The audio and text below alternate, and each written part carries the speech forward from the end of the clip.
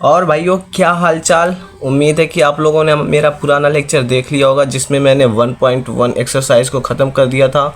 अगर वहां से आपका कोई भी डाउट आता हो तो आप कमेंट सेक्शन में ज़रूर पूछें, ठीक है। और इस वीडियो में मैं आपको अपना मोबाइल नंबर भी दे सकता हूं ताकि आप जो अपने होमवर्क करें, ठीक है, होमवर्क करके मेरे व्हाट्सअप नंबर पर आप उसका फ़ोटो भेज दीजिएगा ताकि मैं आपको बता सकूं कि आपने जो होमवर्क किया है सही किया है कि गलत किया है।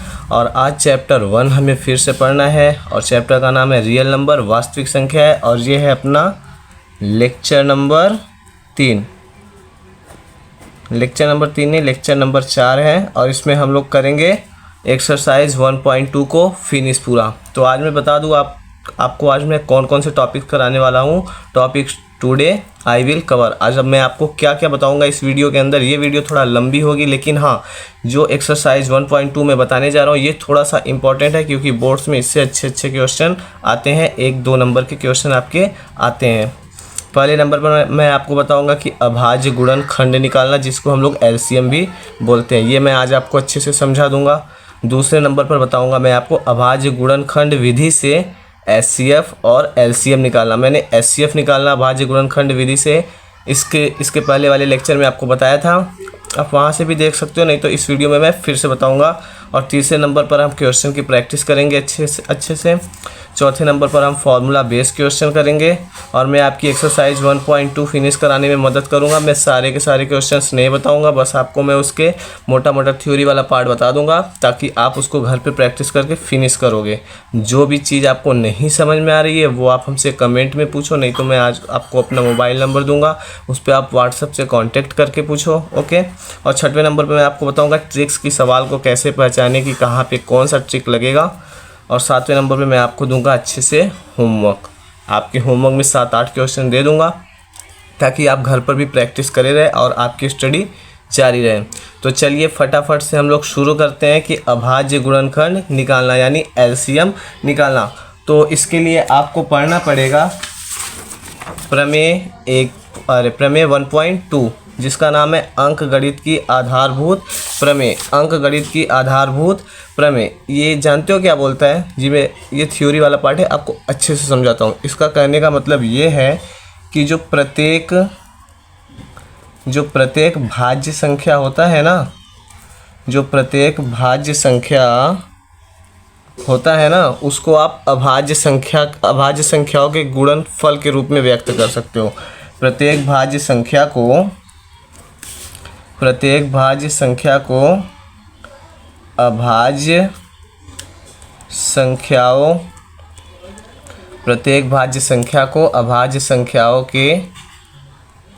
गुणनफल के रूप में, प्रत्येक भाज्य संख्या को अभाज्य संख्याओं के गुणनफल के रूप में व्यक्त किया जा सकता है। हाँ, मैं मानता हूँ मेरी स्पीड अभी थोड़ी धीमी है। मैं अगर फटाफट समझाऊंगा तो आप लोग को नहीं समझ में आएगा। एक ही चीज़ बार बार आपको रिपीट करके समझा रहा हूँ। प्रत्येक भाज्य संख्या को अभाज्य संख्याओं के गुणनफल के रूप में व्यक्त किया जा सकता है। अब ये भाज्य संख्या क्या होता है, अभाज्य संख्या क्या होता है, लेक्चर 1 जाके देखो, आपको अच्छे से समझ में आएगा। भाज्य संख्या जिसका 1 से 2 से अधिक गुणनफल होता है और अभाज्य संख्या जिसका सिर्फ वही 1 के अलावा उसका खुद गुणनफल होता है, ठीक है। ये मैंने आपको लेक्चर 1 में अच्छे से समझाया था। इसके अलावा, ठीक है, तथा जो इनका गुणनखंड होता है ना, इनका क्रम अद्वितीय होता है, मतलब यूनिक होता है एकदम। तथा इनका गुणनखंड अद्वितीय होता है। एग्जाम्पल के तौर पर हम ले लेते हैं जैसे 16। अगर आप 16, आप लोग को मैं सॉरी बोलना चाहूँगा क्योंकि कॉल आने की वजह से वीडियो रुक गया था तो मुझे फिर से शुरुआत करना पड़ा, बट मैं इसका शुरुआत फटाफट से कर रहा हूँ। जैसा कि मैंने आपको बताया अंकगणित की आधारभूत प्रमेय, ठीक है। प्रत्येक भाज्य संख्या को अभाज्य संख्याओं के गुणनफल के रूप में व्यक्त किया जा सकता है तथा इनका गुणनखंड अद्वितीय होता है। मैंने आपको इसे अच्छे से समझाया। एग्जाम्पल के तौर पर हम 16 को लिख लेते हैं। अगर 16 का हम अभाज्य गुणनखंड करेंगे तो ये क्या आएगा, 2 × 2 × 2 गुणे 2, 2 दूनी 4, दूनी 8, दूनी 16। इसको हम क्या लिख सकते हैं, इसको लिख सकते हैं 2 का पावर 4। ठीक है। अगर हम किसी और का अगर गुणनखंड निकालेंगे, जैसे 16 के अलावा हम अगर 18 का निकालते हैं, ठीक है, 18 का गुणनखंड निकालेंगे तो क्या हो जाएगा, 2 से कटेगा, फिर 3 से कटेगा, फिर 3 से कटेगा, 2 दूनी 4, अरे 2 तिहाई 6 और 6 त्रिक 18। ठीक है। और देखो, प्रत्येक भाज्य संख्या को अभाज्य संख्याओं के गुणनफल के रूप में व्यक्त किया जा सकता है। 2 अभाज्य संख्या है, ठीक है, और पूरा 2 है तो क्या होगा, अभाज्य संख्या ही होगा ना। यहाँ पर देखो 2 अभाज्य संख्या है, 3 भी अभाज्य संख्या है और ये 3 भी अभाज्य संख्या है। अब आपके दिमाग में आ रहा होगा कि यहाँ पे 2 2 2 2 4 2 है, तो इसको 2 और 2 को तो 4 लिख सकते हैं ना। अगर इसको और इसको 4 लिख सकते हैं, लेकिन इसके हम पूरे मिलाकर घात 2 का घात 4 लिख सकते हैं। और 2 क्या चीज़ है, 2 तो अभाज्य संख्या है ना। और यहाँ पर ये बोलना चाहता है कि इनका गुणनखंड अद्वितीय होता है, मतलब अरे जितना भी संख्या लोगे, अगर सबका गुणनखंड निकालोगे, सबका गुणनखंड हमेशा अलग अलग आएगा, एक जैसा गुणनखंड कभी नहीं आ सकता है। तो आपको अंकगणित की आधारभूत प्रमेय के बारे में ज्ञान हो गया है, तो हम आगे आपको बताएं। ठीक है, तो चलिए अब हम सीखते हैं एलसीएम निकालना। क्या सीखेंगे, एलसीएम निकालना। एलसीएम निकालना भाई 4-5 वाले बच्चों को बताया जाता है। अभी आप क्लास 10th में हो, तभी मैं छोटा छोटा सा बता देता हूँ। जैसे हमें निकालना है 2025 का एलसीएम, 2025 का एलसीएम। सबसे पहले आपको वह छोटी सी छोटी संख्या लेनी है जिससे ये पूरा पूरा कट जाए। 2025, ये 2 से कटेगा, नहीं कटेगा, ठीक है।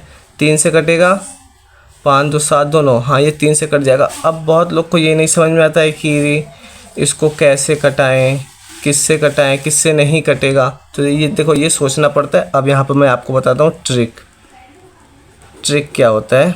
यहाँ पर देखो, ये यहाँ पर ट्रिक काम करेगा। अगर पहला नंबर, अगर, ठीक है, अंक के अंत में, किसी संख्या के अंक के अंत में अगर अंत में 2 है, 4 है, 6 है, 8 है या 0 है, तो यह 2 से विभाज्य होगा। किससे कटेगा, 2 से कट जाएगा, पूरा का पूरा कट जाएगा। दूसरा नंबर, अगर अंत में, ठीक है, अगर अंत में 5 या 0 है, सॉरी लाइट चला गया, अगर अंत में 5 या 0 है तो यह 5 से विभाज्य होगा। समझ में आ रही है ना मेरी बातें, आवाज़ भी क्लियर तो आ ही रही होगी। अगर अंत में 5 या 0 है तो यह 5 से विभाज्य होगा। चलो आगे बढ़ते हैं। तीसरे नंबर पर, अगर संख्याओं का जो होता है सम, संख्याओं को जोड़ने पर, अगर संख्याओं का योगफल, ठीक है, अगर संख्याओं का योगफल, ये सब बातें आपको फेयर में लिख लेनी है ताकि आप भूलो ना। ओके, अगर संख्याओं का योगफल 3 का गुणज है तो 3 से विभाज्य होगा। चलिए, ये छोटी मोटी बातें थी। ये आपको लास्ट वाला लाइन समझ में नहीं आया कि अगर संख्याओं का योगफल 3 का गुणज है तो वो 3 से विभाज्य होगा। इसको ऐसे समझ लो, जैसे 5 और 2 कितना होता है, 7, 7 और 2 9, 3 के पहाड़ा में 9 आता है ना, तो मतलब ये 3 से कटेगा। ये तो 2 से तो कटेगा नहीं, क्योंकि इसके लास्ट में ना ही 2 आया है, ना ही 4 आया, ना ही 6 आया, ना ही 8 आया, ना ही 0 आया है, तो ये 2 से नहीं कटेगा, 3 से कट रहा है। 5 2 7 2 9, हाँ 9 आ गया, 3 के पहाड़ा में तो 9 आता है, ये तो 3 से कट जाएगा। तो चलो फटाफट 3 से कटा दो। 3 से कटाओगे, 3 में 2025 का भाग दोगे तो 3 छक 18, 2 बच गया है आपके पास में, 2 और 2 22 हो जाएगा, 3 सते 21, 1 बचेगा और 5 15 हो जाएगा, 3 पचे 15, 675 आ गया। अब आपको देखना है 675 3 से कट रहा है कि नहीं कट रहा है। तो यहाँ पर देखो 7 और 5 12, 12 और 6 18, 3 के पहाड़ा में 18 आता है ना, तो मतलब ये भी 3 से कट रहा है। 3 दूना 6, 3 दूना 6, फिर से 3 दूनी 6, 1 बचेगा, 3 पचे 15, 225 आ गया। अब आपको 225 को जोड़ कर देखना है, ठीक है। 5 2 7 2 9, तो फिर ये 3 से कटेगा, कटाओ 3 से, 3 सत्ते 21 और 3 पचे 15, 7 5 12, फिर 3 से कटेगा, 3 दूनी 6, ठीक है, 3 दूनी 6 और 3 बचे 15, 25, 5 और 2 7, 3 के पहाड़ा में तो 7 आता नहीं है, इसीलिए 25 3 से नहीं कटेगा। 25 लास्ट में 5 आया है तो ये किससे कटेगा, 5 से कट जाएगा। 5 बचे 25, 5 एकम 5, तो इसका जो एलसीएम होगा वो कितना हो जाएगा, यही पूरा जो अभाज्य गुणनखंड ये इसका एलसीएम होता है 3 गुणे 3 गुणे 3 गुणे 3 गुणे 5 गुणे 5, या फिर इसको आप कैसे लिख सकते हो, 1 2 3 4 3 है तो 3 का घात 4 गुणे 2 5 है तो 5 का स्क्वायर। समझ में आ गया ना, एलसीएम निकालना समझ में आ गया आपको, एलसीएम निकालना समझ में आया कि एक और बता दूं। चलो मैं एक और बता देता हूँ फटाक से, क्योंकि मैं जितना आपको बताऊंगा उतना मेरा ज़्यादा टाइम जाएगा और आज के वीडियो में हम लोग को बहुत ज़्यादा चीज़ें कवर करनी है, तो इसीलिए मैं कम टाइम लगाना चाहता हूँ। चलो ये एग्जाम्पल नंबर 1 था, एक और देख लेते हैं। जैसे निकाल लेते हैं 2024 का, ठीक है 2024 का निकाले। चलो फटाफट से 2024 का निकाल लेते हैं। यहाँ पे लास्ट में 4 है, मतलब ये संख्या 2 से कट जाएगा, 2 एकम 2 0 0 से कट जाएगा, 2 एकम 2 और 2 दूनी 4। समझ में आ रहा है ना कैसे कैसे मैं कटा रहा हूँ, मैं भाग दे रहा हूँ 2024 में 2 का भाग दे रहा हूँ, 2 एकम 2 और 2 का पहाड़ा 0 का पड़ेंगे, 0 0 से कट जाएगा, 2 एकम 2 2 दूनी 4, लास्ट में 2 आया मतलब फिर ये 2 से कटेगा, 2 पच्चे 10, ठीक है फिर 0 लेंगे, 2 छंग 12 आ जाएगा, 506 बार भाग जाएगा, फिर 2 से कटाएंगे, 25 दूना 50 और 2 त्याई 6, अब 253 आ गया है। तो अब देखो 3 से कट रहा है, 5 3 8 2 10, 3 से तो ये कट ही नहीं रहा है, 3 से नहीं कट रहा है, 4 से भी नहीं कटेगा, 5 से भी नहीं कटेगा, 6 से भी नहीं कटेगा, 7 से देखो कट रहा है, 7 3 21 4 3 7 से भी नहीं कटेगा, 9 से भी नहीं कटेगा, ठीक है 11 से, 11 दूनी 22 3, देखो ये 11 से कट जाएगा, 11 दूनी 22 3 आ गया और 11 तिहाई 33 और 23 एकम 23। तो देखो यहाँ पर आपको थोड़ा सा भाग में दिमाग लगाना पड़ेगा कि आपको ये सोचना पड़ेगा ये संख्या किससे किससे कट रहा है। अगर आप इतना दिमाग नहीं लगा पाओगे तो आप तो लसपे में बच जाओगे, आपको थोड़ा बहुत दिमाग लगाना पड़ेगा कि ये संख्या किससे कट रहा है, इसको बोलते हैं कैलकुलेशन, इसको आप थोड़ा बहुत फास्ट कर लेना। तो अगर इसका अभाज्य गुणनखंड निकालोगे तो क्या आ जाएगा, बोलो मेरे साथ साथ, 2 गुणे 2 गुणे 2 गुणे 11 गुणे 23, ये इसका अभाज्य गुणनखंड है। समझ में आया। तो चलो भाई हमने अभाज्य गुणनखंड निकालना सीख लिया, लसपा वाला पॉइंट एकदम क्लियर हो चुका है। अब हम अभाज्य गुणनखंड विधि से एचसीएफ और एलसीएम निकालना सीखेंगे। एलसीएम तो हमने सीख लिया है, एचसीएफ कैसे निकालते हैं चलिए मैं बताता हूँ। एचसीएफ निकालना बता दूं मैं आपको फटाफट से, एचसीएफ कैसे निकालते हैं। यहाँ पर खाली स्पेस बच रहा है, वीडियो की क्वालिटी भी थोड़ी गंदी आ रही है, चलो ठीक हो गया। ये जो कैमरा है ना मेरा स्टैंड वो सही से फिट नहीं है, इसीलिए बहुत ज़्यादा हिलडुल कर रहा है, बट अरेंज करो, मैं इसको ठीक करने की कोशिश करूँगा। एचसीएफ निकालना, जैसे मैं आपको बोल दूँ 16 और 18 का एचसीएफ ज्ञात कीजिए। अभी मैं सवाल बहुत सारे रखा हूँ, मैं एक बार बस आपके पूरे डाउट जो है क्लियर कर दूँ, आपको अच्छे समझा दूँ, तब मैं आपको एकदम बढ़िया से बढ़िया सवाल ला के दूँगा। बुक में सारे सवाल बुक में पड़े होंगे, सारे के सारे सवाल बुक में पड़े होंगे, सभी के सभी कराऊँगा मैं, ठीक है। 16 और 18 का क्या निकालना है, एचसीएफ निकालना है। तो फटाफट से 16 का अभाज्य गुणनखंड निकाल लो, क्या हो जाएगा 2 दूनी 4 दूनी 8 दूनी 16, और 18 का भी अभाज्य गुणनखंड निकाल लो, 2 त्याई 6 त्रिक 18। देखो ये जो अभाज्य गुणनखंड है भाई एलसीएम ही निकाला है मैंने, और इसको मैंने डायरेक्टली यहाँ पे पुट कर दिया है। तो यहाँ पे 1 2 का जोड़ा यहाँ पे बन रहा है, 3 ऊपर कहीं 3 है ही नहीं, तो जो आपका एचसीएफ आ जाएगा वो कितना आ जाएगा, 2 आ जाएगा। चलो भाई एचसीएफ भी निकालना बता दिया मैंने। एक एग्जाम्पल था, एक एग्जाम्पल और ले लेते हैं। 256 और 368 का निकाल लेते हैं। चलो 256 का निकालोगे तो कितना आ जाएगा, 2 दूनी 4 दूनी 8 दूनी 16 दूनी 32 दूनी 64 दूनी 128 दूनी 256।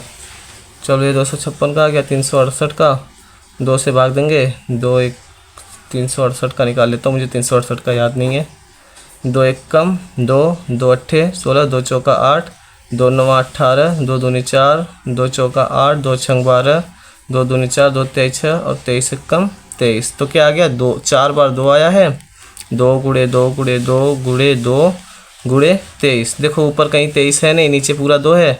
1 जोड़ा बना, 2 जोड़ा बना, 3 जोड़ा बना, 4 जोड़ा बना। मतलब जो HCF होगा वो कितना होगा, 2 का पावर 4 या फिर 2 गुणे 2 गुणे 2 गुणे 2। ये जो इसका HCF है यही आएगा। ठीक है, ऐसे निकालते गुणनखंड विधि से HCF। तो चलिए अभी हम लोग फटाफट से आ जाते हैं क्वेश्चन प्रैक्टिस पर। शुरू करें अपनी क्वेश्चन प्रैक्टिस। और यार होमवर्क भी दूंगा मैं आज आपको, बहुत सारे होमवर्क दूंगा, एक्सरसाइज भी आपसे करवाऊंगा। पहला क्वेश्चन देखिए, 1771 मतलब 1771 का अभाज्य गुणनखंड ज्ञात करो। बुक में है ये सवाल। 1771 का क्या निकालना है हमें, अभाज्य गुणनखंड निकालना है। 1771 का अभाज्य गुणनखंड तो निकालते हैं फटाफट से। सोचो सोचो किससे कटेगा, सोचो भाई, ट्रिक लगाओ पहले। लास्ट में 2 0 4 6 8 कुछ है नहीं, 2 से तो 2 से नहीं कटेगा। ठीक है, 2 से नहीं कटेगा, मल्टीप्लाई में समझ लेना, नहीं कटेगा। 7 1 8 8 7 15 1 16, 3 से भी नहीं कटेगा, 3 का कोई गुणक नहीं। लास्ट में 0 और 5 नहीं है, 5 से भी नहीं कटेगा। 6 से तो कट ही नहीं सकता, अगर 6 से कटता तो 2 से भी कटना चाहिए था। 7 से देख लो, 7 दूनी 14, 3 7 चौक 7 25 25, तो 7 से कट जाएगा, 7 से कटा दो। 7 दूनी 14, 3 बचेगा, 7 5 35, 2 बचेगा, 7 3 21। 7 से कटाने पर 253 आ गया। अब 7 से कटेगा दोबारा, 7 1 21 4 3।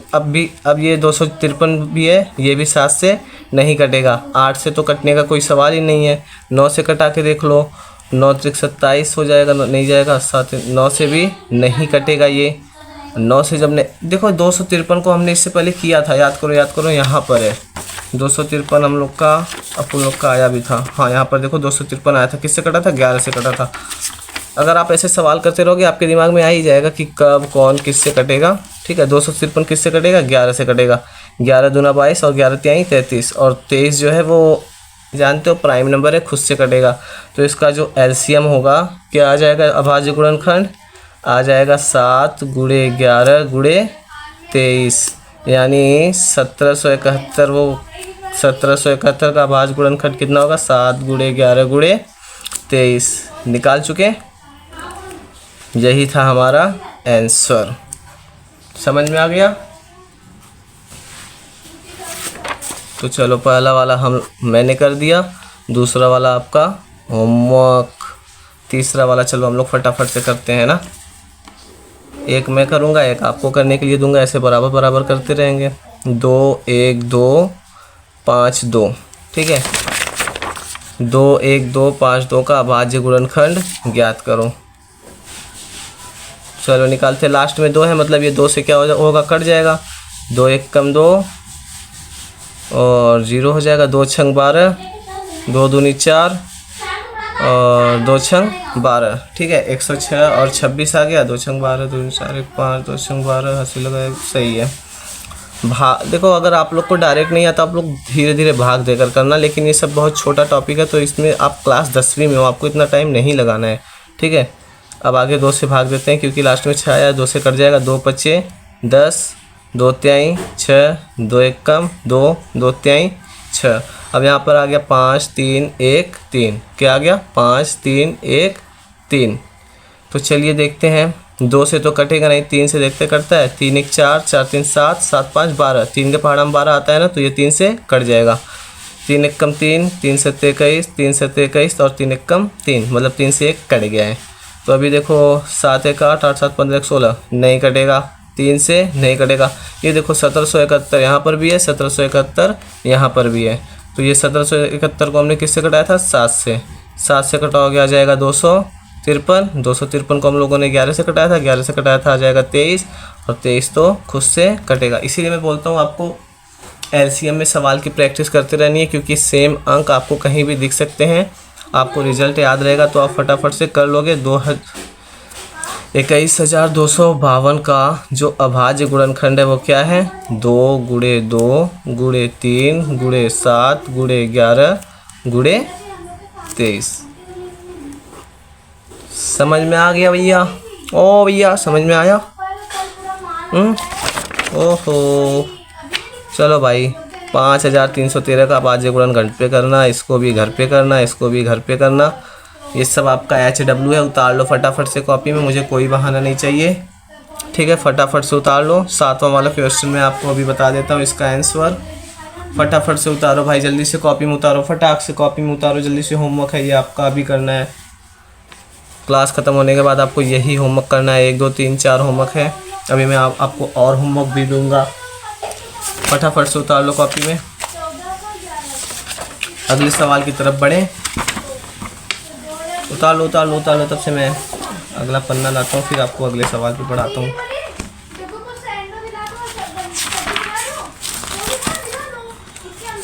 चलो भाई सवाल पढ़ लो।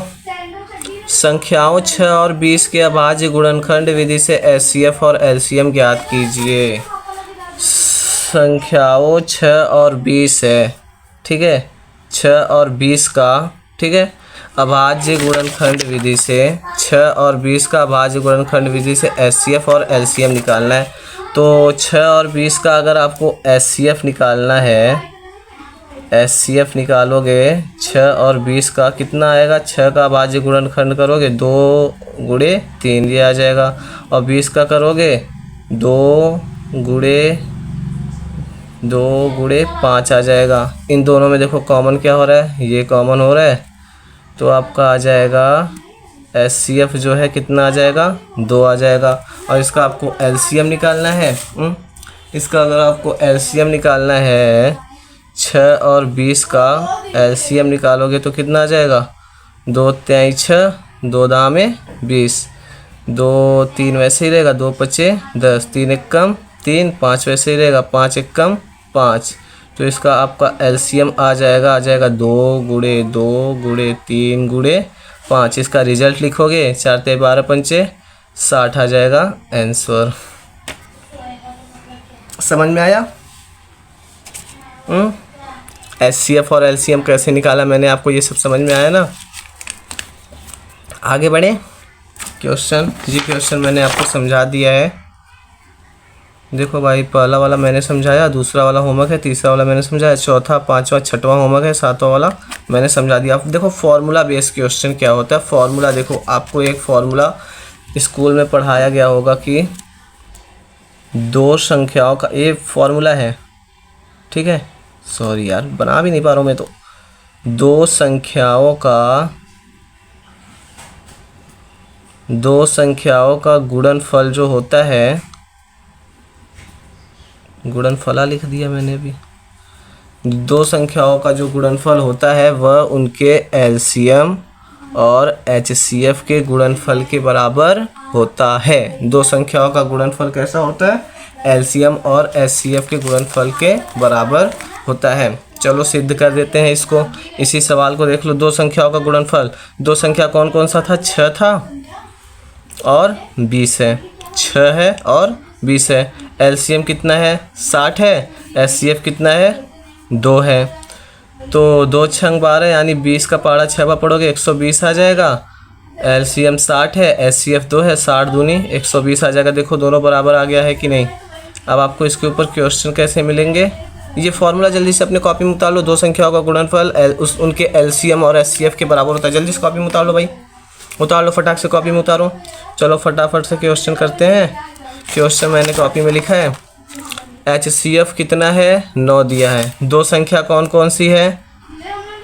देखो HCF 306 और 657 का आपको HCF कितना दिया है? 9, ठीक है। HCF 306 और 657 का HCF कितना दिया है? 9, और LCM नहीं दिया है। LCM 306 और 657 का ज्ञात करना है। तो आपने अभी फॉर्मूला पढ़ा कि 2 संख्याओं का गुणनफल उनके LCM और HCF के बराबर होता है। तो यहाँ पर लिखो आंसर में दो, अगली बार से ब्लू पेन यूज करूँगा, रेड पेन उतना नहीं अच्छा लग रहा है। दो संख्याओं का गुणनफल बराबर होता है एलसीएम और एलसीएम के गुणनफल के। ठीक है, दो संख्याएं कौन कौन सी है? 306 है और 657 है। एलसीएम आपको नहीं पता है, एचसीएफ कितना है? एचसीएफ 9 है। 9 इंटू एलसीएम नहीं पता है, एलसीएम की जगह पे एलसीएम ही लिख दो। ठीक है, अब फटाफट से मैं गुणा करके बता देता हूँ कि आपको 306 और 657 का गुणा करने पर आता कितना है। मैं यहाँ पर कैलकुलेटर का प्रयोग कर रहा हूँ, लेकिन आपको अपने दिमाग का प्रयोग करना है। ओके, चलो फटाफट से करते हैं। 306 और 657 कितना आया? 201042 201042 बराबर 9 गुणे LCM। देखो आप लोगों ने 6-7 में थोड़ा बहुत तो पढ़ा होगा कि इधर गुणा रहता है तो इधर भेजने पर भाग आ जाता है। वैसे अगर आप LCM निकालते 306 और 657 का तो वैसे भी आ जाता, लेकिन हम लोग फार्मूला बेस क्वेश्चन पढ़ रहे हैं तो फार्मूला से निकालेंगे, आसान रहता है। 9 का इधर गुणा है, इधर भेजेंगे, क्या हो जाएगा? भाग। 201042 में 9 का भाग दोगे तो आपको LCM मिल जाएगा। तो चलो फटाफट से भाग दे देते हैं। भाग किससे देना है? 9 से भाग दोगे तो जो आपका LCM है वो कितना आ जाएगा? 22,338 आपका LCM आ जाएगा। यही आंसर होगा। समझ में आया ना? ये क्वेश्चन आंसर समझ में आ गया ना? कैसे निकाला मैंने? दो संख्याओं का गुणनफल किसके बराबर होता है? LCM और HCF के गुणनफल के बराबर होता है। दो संख्याएं कौन कौन सी थी? 306 थी और 657 थी। इन दोनों का मैंने गुणा कर दिया और LCM अरे HCF कितना था? 9 था। LCM हम लोग को पता नहीं है, 9 में LCM का गुणा कर दिया। ठीक है, यहाँ पे 9 का गुणा था तो इधर भेजेंगे, भाग हो जाएगा। तो मैंने 9 में इसका भाग करके LCM निकाल लिया। आगे बढ़ो। चलो एकदम सेम क्वेश्चन मैंने आप लोग के लिए बनाया है। ये क्वेश्चन मैंने कराया भी है। ठीक, ये क्वेश्चन मैं करवाया हूँ ऊपर, आप लोग कर लेना। क्या दिया है? HCF 100, अरे दो संख्याएं हैं 100 और 50 और इनका HCF कितना है? 50 है। आपको LCM निकालना है। ये मैंने करा दिया। ये आपका HW है। ओके, चलो ये वाला सवाल देखो। दो संख्याओं का गुणनफल 5000 है। ठीक है, दो संख्याओं का गुणनफल कितना है? 5000। यहीं पर आंसर लिख देता हूँ ना। फॉर्मूला क्या है? दो संख्याओं का गुणनफल बराबर HCF गुणे LCM। दो संख्याओं का गुणनफल कितना है? 5000 है। यदि HCF 50 है तो LCM ज्ञात करो। दो संख्याओं का गुणनफल 5000 है, 5000 लिख दो। HCF 50 दिया है, LCM नहीं पता है, तो आपको क्या निकालना है? LCM निकालना है। 50 का यहाँ पर देखो गुणा है, इधर भेजोगे भाग हो जाएगा, 5000/50 हो जाएगा और यहाँ पर आपको LCM मिल जाएगा। एक जीरो से एक जीरो कटा दिए।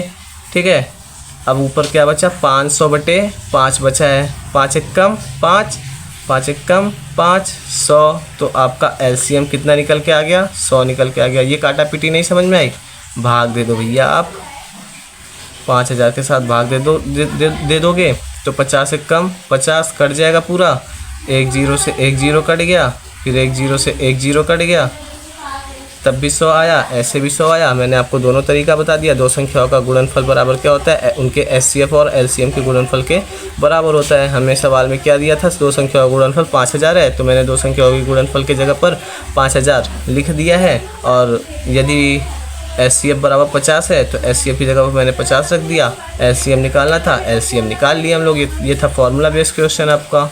ठीक है, यहाँ तक समझ में आया? अब आ जाते हैं एक्सरसाइज 1.2 पर। कहाँ पर? एक्सरसाइज 1.2 पर।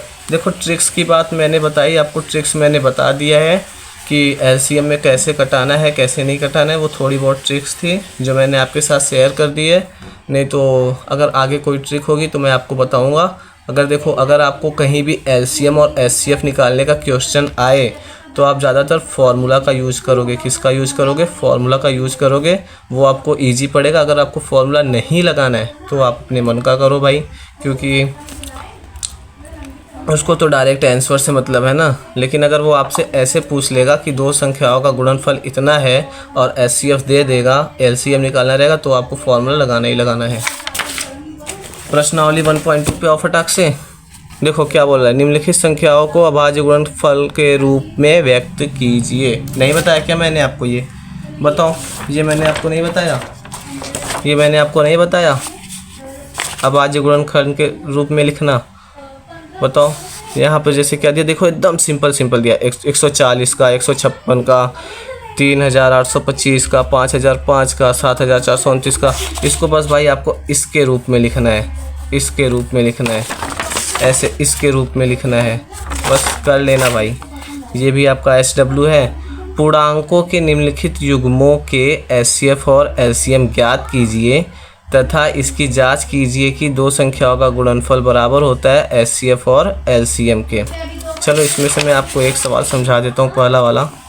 जैसे तुम्हें पहले नंबर पर क्या दिया है, 26 और 91 दिया है। तुम्हें देखो क्या निकालना है, HCF और LCM ज्ञात करना है तथा जांच करना है कि जो दो संख्याओं का गुणनफल है HCF और LCM के गुणा के बराबर है कि नहीं है। सबसे पहले आप इनका HCF निकाल लो। HCF कैसे निकालना है? अभाज्य गुणनखंड विधि से बताया हूँ ना। 26 और 91 का पहले आप अभाज्य गुणनखंड निकालो। 26 का क्या होगा, 2 गुणे 13, ठीक है, 2 गुणे 13। और 91 का क्या होगा, 13 गुणे 7 या 7 गुणे 13, एक ही बात है।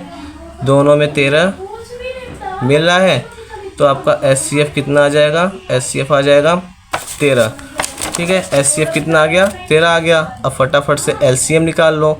26 का और 91 का LCM निकालोगे तो आ जाएगा 2, यहाँ से 13 कट जाएगा, 91 तो कटेगा नहीं। समझ में आ रहा है ना? यहाँ से क्या होगा, 26 कट जाएगा तो 13 आ जाएगा, 91 कटेगा नहीं। अब दोनों में से कोई भी 2 से तो कट नहीं रहा है। 3 1 4, ये भी 3 से नहीं कटेगा। 9 1 10, ये भी 3 से नहीं कटेगा। 4 5 6 7 किसी से नहीं कटेगा। ये अब किससे कटेगा? 13 से ही कटेगा। नहीं, यहाँ पर सॉरी, यहाँ पर जो 91 है ये 7 से कट जाएगा। 13 वैसे ही वैसे रहेगा। 7 1 कम 7 और 7 3 21। ये 13 जो था, 91 जो था वो 7 से कट जाएगा। अभी फिर इसको 13 से कटा दो। 13 1 कम 13, 13 1 कम 13। जो इनका LCM है वो कितना आ जाएगा, 2 गुणे 7 गुणे 13, ठीक है। अब यहाँ पर फॉर्मूला, अब देखो जांच करने के लिए बोला है आपको, तो फॉर्मूला लगाना ही लगाना है। दो संख्याओं का, दिख रहा है ना, दो संख्याओं का गुणनफल, दो संख्याओं का गुणनफल बराबर होता है HCF गुणे LCM के। ठीक, फटाफट से इसका LCM निकालो। 13 7 91 और 91 दूना कितना हो जाएगा, 2 1 कम 2, 182,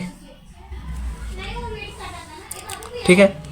दो संख्याओं का गुणनफल मतलब 26 गुणे 91 बराबर HCF कितना है, 13 गुणे 182। देखो भाई मैं फटाफट कैलकुलेटर्स करूँगा, आप लोग को मेहनत करना पड़ेगा थोड़ा, पेपर में तो कैलकुलेटर होगा नहीं। 26 इंटू 91, देखो कितना आ गया, 2 3 6 6। अब 13 का गुणा कर लेते हैं किससे, 182 से। देखो 2 3 6 6, दोनों बराबर आ गया, यही आपका आंसर हुआ। दूसरे वाले में आपको ऐसे करना है। ओके, दूसरा वाला भी करके आ जाना। तीसरा, अभाज्य गुणनखंडन विधि द्वारा निम्नलिखित पूर्णांकों के HCF और LCM ज्ञात करना है। ठीक है, अभाज्य गुणनखंड विधि से। भाई अभाज्य गुणनखंड विधि मैंने आपको यही बताया, यही अभाज्य गुणनखंड विधि है। LCM निकालना यहाँ पर बताया है, HCF निकालना यहाँ पर बताया है। आप लोग इसको भी कर लेना। तीसरा नंबर। चौथा नंबर देखो, फॉर्मूला बेस्ड क्वेश्चन है। HCF आपको इतना, ये तो सवाल मैंने करवाया यार, ये सवाल ही मैंने करवा दिया है, इसको भी करके आ जाना। देखो पांचवा दिया है, जांच कीजिए कि क्या किसी प्राकृतिक संख्या n के लिए संख्या, ये मैं आपको कल बताऊंगा। व्याख्या कीजिए कि 7 गुणे, ये भी मैं आपको कल बताऊंगा। ये सब आप छोड़ दो मेरे ऊपर, कल के लेक्चर में आपको ये मैं बता दूंगा। सातवां किसी खेल के मैदान के चारों ओर, ये भी मैं आपको कल बताऊंगा। ठीक है, अभी टाइम ज़्यादा हो रहा है तो मैं आपको छोड़ रहा हूँ।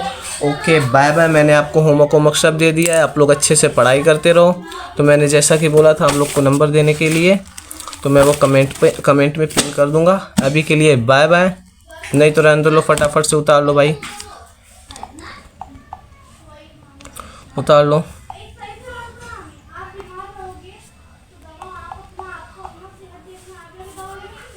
अगर आपको कांटेक्ट करना है तो आपको इसी नंबर पे करना पड़ेगा। चलो अभी के लिए हम लोग मिलते हैं अगले वीडियो में। अगर इस लेक्चर में आपको मज़ा आया है तो आप लोग कमेंट में अपने डाउट जो भी आपको समझ में आए आप लिख देना। अगर लेक्चर अच्छा होगा तो लाइक कर देना। उसके लिए मैं कुछ नहीं बोल सकता हूँ। मिलेंगे अगले वीडियो में जिसमें मैं आपको एक्सरसाइज 1.1 के एक्सरसाइज 1.2 के कुछ और इम्पोर्टेंट क्वेश्चन बता दूंगा। नहीं तो हम लोग शुरू करेंगे एक्सरसाइज 1.3। मिलते हैं अगले वीडियो में। Bye bye.